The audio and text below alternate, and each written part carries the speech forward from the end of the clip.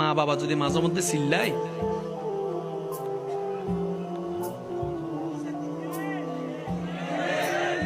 মানুষের সামনে চিল্লাইছে আর কি, বড় জনে মা বাবা,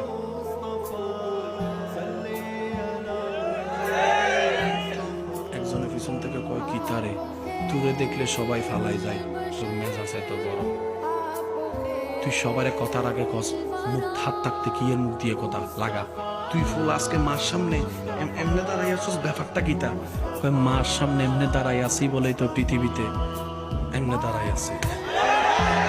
সুবহানাল্লাহ, জোরে বলবেন না? মা বাবার সামনে এমনে দাঁড়াই আছি বলেই তো আজকে পৃথিবীতে এমনে দাঁড়াই আছি। আমি যখন মা বাবার সামনে নিজের রাগকে কন্ট্রোল করেছি, আল্লাহ তাআলা আমাকে অন্য জায়গায় মাথা উঁচু করে দাঁড়ার একটু সুযোগ করে দেন। বিশ্বাস করেন ভাই, আপনি যে আল্লাহর গোলামি করেন ওই আল্লাহর ভান্ডারে কমতি নাই। পাই না কেন জানেন? আমরা চাইতেও জানি না, আমরা নিতেও জানি না, আমরা ডাকতেও জানি না।